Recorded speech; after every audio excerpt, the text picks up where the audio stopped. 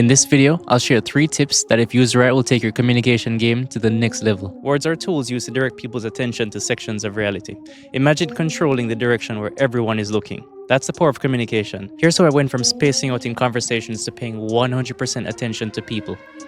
Fall in love with them. Completely. What do I mean by that? You know when you're falling in love for the first time and all your defenses come down, your ego fades, and your eyes open up wide? That's what every single conversational experience should feel like for you.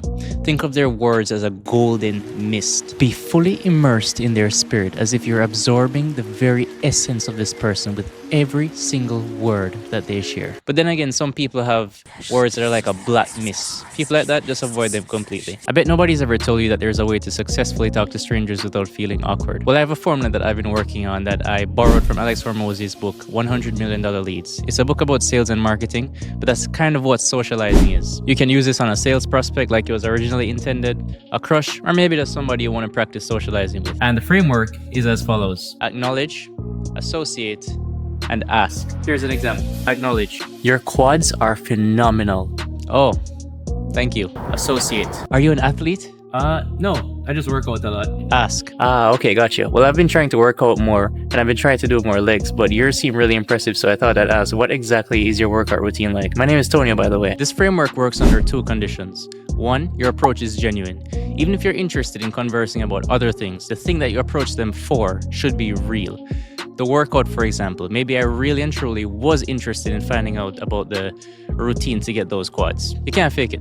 Even the way that you walk up to them must exude purpose. You genuinely find those quads impressive and you want the recipe for those quads. You need them, and then you can talk to them about everything else after that. The second condition is the person is confident. Insecure people have a mindset of get them before they get me. They try to throw you under the bus, they try to pretend like they're better than you, but really they're just really insecure and they don't want you to find out that they're actually not that capable or they're not that impressive, so they try to escape that situation before it gets to that point. Go for the confident people. All the confident people I know, they love sharing value because they don't feel threatened. They want you to be confident. They want you in that crowd with them. Somebody shoots you down out of insecurity. They didn't deserve your attention in the first place. They saved you the time, actually, so you can just move on. Tip 3. Everybody tells you to speak intelligently in school, but that's completely wrong.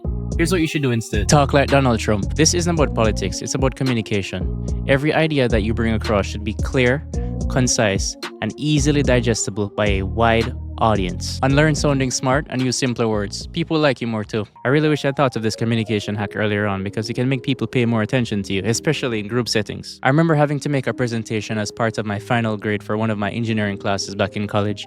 And as I was getting ready to make my presentation, I was just running over everything in my head, rehearsing my lines, but I wasn't paying attention to anybody else that was going before me. And I was only able to actually start watching the presentations after I had gone. And I'd imagine I wasn't the only one doing this. So basically, if you're ever in a group situation and you're being asked to contribute verbally, do so in the middle or towards the very end.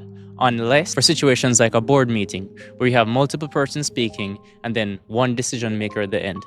You absolutely do not want to go right before the decision maker because the decision maker is going to be busy rehearsing what he's going to say to the entire group in his head so he doesn't sound like an idiot. In this case, I think going in the middle would be best because the people who have already gone will be more attentive to you, and then the ones toward the very end, they'll be a little bit more attentive, but then you lose the ones that come right after you. You know, that goes without saying. This is stuff that works. Go put it to practice and share it with people who are trying to improve their communication. Cheers.